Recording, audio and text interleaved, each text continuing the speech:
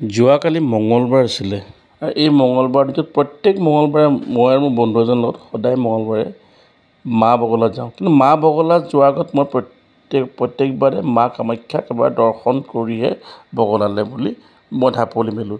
কালি কিন্তু বহুত ভিৰ আছিলে। এই ভিৰৰ ভিতৰত আমি গৈ আছিলোঁ বগলা মন্দিৰ। আমি বগলা মাৰ তেতিয়া মই সাধু খ্ৰীষ্ট পাইছোঁ, সাধু সন্ত পাইছোঁ বহুতকে। মই কিন্তু কৈছোঁ দেই যে জয় মা কামাখ্যা হিচাপে আমাৰ আগে মানে আপুনি যাব নোৱাৰে, বহুতেই কালি ভিৰ।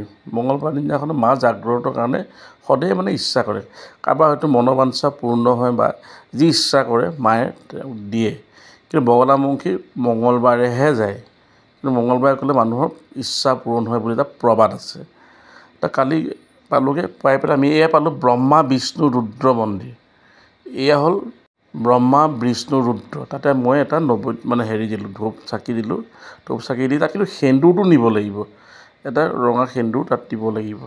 তাৰপিছত আহি মই গণেশ মন্দিৰ পালোঁ। এই গণেশক কিন্তু সোমাই আছে, এই গণেশত কিন্তু আপুনি সোমাই তাত আপুনি দিব, অৰ্পণ কৰিবই লাগিব।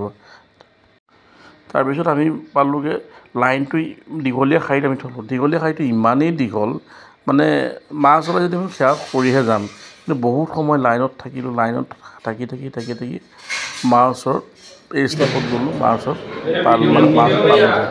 পোৱাৰ পিছত মাক এটা প্ৰণাম কৰিলোঁ।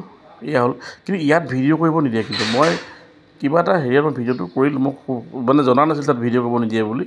ভিডিঅ'টো কৰাৰ পিছতহে মোক কৈছোঁ আপুনি ভিডিঅ'টো ডিলিট কৰিব, মই ডিলিট কৰি দিম দিয়ক। আপুনি যিকণ তুলিলে তুলিব, আজিৰ পৰা নকৰিব। তাৰপাছত আহিলে মই যজ্ঞস্থলীলৈ। এই যজ্ঞস্থলীতে আপোনাৰ কিমান জলকীয়া আছে, জলকীয়া আপুনি যদি বস্তাই জলকীয়া তাতে গোন্ধ নোলায়।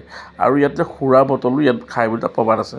মাৰ তেতিয়া মই শেষৰ দৃশ্যটো এইকাৰণে কৰিলোঁ যে তাত মই ভিডিঅ' কৰিব নিদিয়ে কাৰণে মই এইকণহে ভিডিঅ' কৰিবলৈ পালোঁ। ধন্যবাদ, কিন্তু খুব ভাল লাগিলে। শেষত কিন্তু আপুনি গণেশক প্ৰণাম কৰিবই লাগে। মই শেষত লাষ্টত চাকি এগছ দি